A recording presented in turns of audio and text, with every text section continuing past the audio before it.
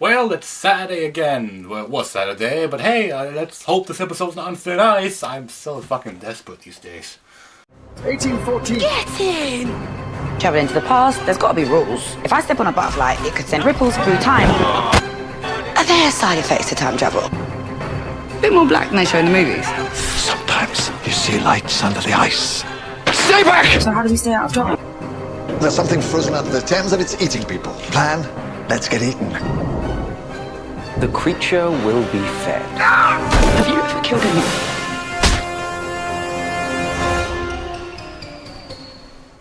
Hi guys, Joshua Lowy here with another episode of my thoughts on Doctor Who Series 10, Episode 3, Thin Ice.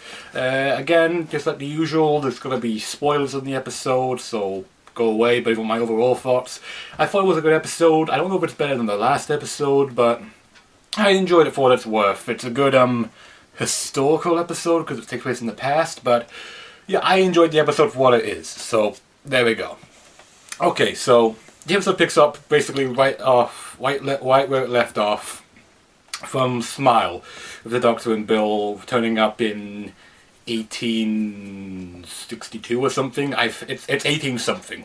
It's the 18th century, and they're in London on the Thames, where they see like a bunch of people, like not a carnival per se, but we see a lot of people selling vegetables, entertainment. I mean, they go around all over the place. Also, we also get really good interactions between the Doctor and Bill, and they actually have a big conflict in the in the episode.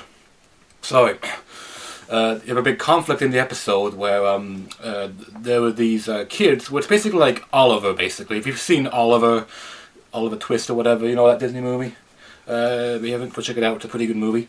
It's basically like that, only there's no singing and dancing. There was a kid that reminds me of him who was called Spider, but he's immediately killed off later on. So yeah, we have child murder in this episode right off the bat. The red hat makes, oh, why does it make me think of Oliver? Oh, maybe it makes me think of Paddington Bear. Paddington Bear, sorry. Yeah, they go around conflict, and then when the kid dies, Bill's like, save him, and the Doctor's like, I can't, and she runs away for a minute, and then like they talk about how many times the Doctor has seen people die. It's a really interesting concept to see Bill kind of berate him for like thinking nothing about people who die. I think it's a pretty cool thing. I would have to watch it again to see anything else, because I'm spitballing here, I'm trying to remember everything. I think I'm going to sneeze as well, sorry. Yeah. Never mind, it's gone now. Alright, shit. The kids, I think, are okay. They're not annoying. In fact, they're not even in the episode as much as you think it is. Actually, I know the episode's long, but it feels like the shortest one. Maybe it's because it just breathes by so fast. Oh, and the Doctor has the best moments in this episode as well. Like, there you go. One minute, sorry. Had some, lots of food. Anyway, we see the Doctor like interacting with the people in the town. He's actually gotten more, well, kind, especially with the kids. He does raise his voice at them at first because, you know, they try and steal a sonic screwdriver. Then he gets it back. I mean, there's a lot of times when the Doctor almost loses a sonic screwdriver in this episode from the bad guys or the kids. It doesn't happen often, but it does. It's pretty funny to see, like, God damn it, Doctor, can you keep your hands in your sonic screwdriver for one goddamn minute? Do not take that out of context, you dirty little fucker. We see the Doctor like he's reading a story to the kids, being generally nice, you know, giving them food, putting his hat on the little girl, you know, being generally nice, but also being kind of a dick to the coin flipper guy who sells fish pies or whatever. So yeah, and also the monster of this episode is not really the main villain of this. It's actually a regular human who's basically just in it for profit, more or less, or fame, glory, that type of thing. Just trying to make an impact on history with this creature that lives under the ice. I don't think they said what species it is, but the Doctor does give it a name, and it's like you blink and you miss it. I think it's called Tiny or something, the Doctor dubs him as, but otherwise this has no species that we know of. but it does kill people, but it's like a prisoner under the ice chained up when Bill and the Doctor go on the war to see what exactly is going on, what's causing all these deaths. So otherwise, the monster's just as much as a victim as the people that it eats. It's just survival, you know. Which is really interesting, is because episode 1, we've had like the water monster, the pilot monster, who was basically just didn't kill anyone besides the Dalek, who just wanted to have a friend, more or less, and be loved, I suppose. Then episode 2, in Smile, the robots are just there to serve, and they just misinterpret emotions, more or less, where happiness is great, and, you know, grief is the enemy which has to be cleansed. In this episode, it's just, this monster's chained up, and it's, I guess, trying to survive. The real monster is just the human villain, which is kind of a generic, you know, villain thing. He's not really that, I don't think he's that well written, actually. He's kind of like, have you seen a human evil character in Doctor Who? Then you've seen them all, unfortunately. There is nothing really standing out on this villainous character, but, you know, I guess it's about time we got to it again. I don't know, I want to see, like, improvements on the villain characters. Give them more stuff to do than other, oh, I'm evil, I'm so rich and snobby, oh, humph. But, yeah, so I'm all over the place right now. Wow, this actually feels like a very intelligent video to make, actually. I'm sounding like I actually know what I'm talking about. God, I'm sorry that I'm lying to you all.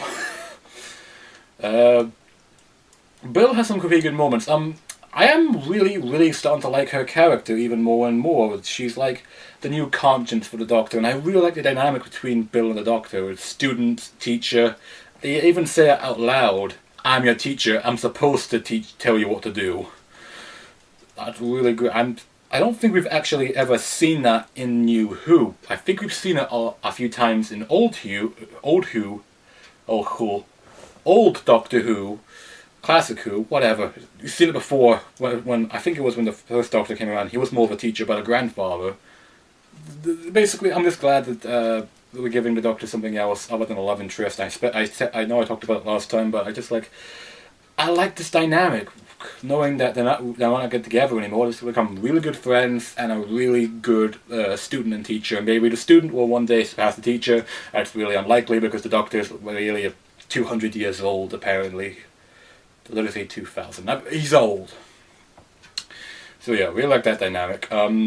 Nothing really important of note happens. They go around trying to figure out what it is. They get captured by the bad guy. They escape. They evacuate the entire Thames so that the monster can be freed. The guy finds out, tries to blow up the Thames early, basically, in London. Doctor put it all around the chains on the monster so it could be free. Pardon me. And yeah, and then the bad guy dies. He dies, and I'm like, well, yeah, what else? How else was we supposed to win? So yeah, the villain dies, obviously. Then the monster is free. I think there was only one of them, but it was huge. It was fucking gigantic.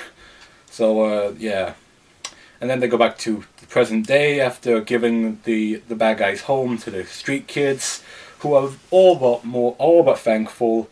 So yeah, it's very good that that worked out pretty well, and they want to know or something. They were pretty darn cute. Anyway, so yeah, and then they go back to present day. Nardell shows up because, you know, he got the tea for them in the last episode. Well, now he's giving it to them. He's like, "You fucking left, dude. What about the oath thing?" And then, you know, there's a back and forth. Bill's trying to say, like, why didn't this affect the history? Surely people will be talking about it. The Doctor's like, well, it's the human race. You really expect them to find something this cool out? God, that was a terrible way to say that thing. Forget I said that. Basically, he's like, humans are stupid, just accept it. And then, you know, then we see Nardell in the vault area again. And then this threw me for a loop, because at first I thought it was 4 knocks, because he walks away, then whatever's behind that door starts to knock. And then Nardell starts to talk to it, saying, like, I don't know, I forget what he says, but it's like, I thought it was doing 4 knocks. And it was like, boom, boom, boom. And I counted it as well, just to make sure I wasn't, like, counting 1 extra. Well, I was counting 1 extra, it was just 3 knocks. So it was like, is the Master behind that door? What do you have behind that door? I don't think it's the Master or Missy. But it could be, for all I know. I don't know, maybe it will reveal later on. But until then, it's a big mystery right now. So, yeah. I think it was a pretty good episode. I don't think that these episodes were especially pushing the envelope for how we see Doctor Who episodes since it came back. Like, since, series... Well, most people would say series 7, but I would say series 8 and series 9 and series 10... Okay, I don't know about series 10 yet because it's still going on. Series 8 and 9 has generally cool, awesome moments. But yeah, it's just going to take a while for this to take off. I mean, I know it's the 3rd episode in and really nothing much to note has happened thus far. It's basically just been Monster of the Week, more or less. With interesting twists with a monster where the creatures that are trying to kill you aren't really the bad guys. It's just misunderstandings. I wonder if that's going to be a theme of Series 10, or it's just one big misunderstanding. Which brings me to the next episode that's coming out next week. I forget the name of the title. Should be here. It should be out next week, where they're fighting some kind of wood monster. So I'm wondering if there's going to be a big misunderstanding of that, because that's what I'm getting at. And so I'm going to say that old guy we saw in the Next Time trailer is actually the main monster of next week. And if that's so, then holy fuck, give me a cookie. I am that fucking smart. So yeah, pretty cool episode. Check it out. BBC iPlayer. If it's on Netflix, go watch it. Actually, Doctor Who's on Netflix. I don't think the new series is on Netflix yet because it's still going on. Or wait for it to come out on DVD. So yeah, pretty cool episode nonetheless. Yeah, cannot wait for next week and to see what this haunted house mystery thing is going to be. Holy fuck. Post a comment down below. Tell me what you thought about this episode, and did you enjoy it, and are you looking forward to the next episode, and do you think I'm right? Do you think that we're going to see some misunderstandings where the monsters aren't really the monsters, it's actually the human ones, or something else entirely? Let me know down below as well. Oh, I keep on forgetting to do this now. And if you've got my thoughts on anything else, let me know down below as well. Leave a like, and of course, subscribe to me. I'm Joshua Laurie. Good day and good night. Good care. They reversed what the doctor did. He stopped it all, and he talked to the humans and all that, so that would be a massive, because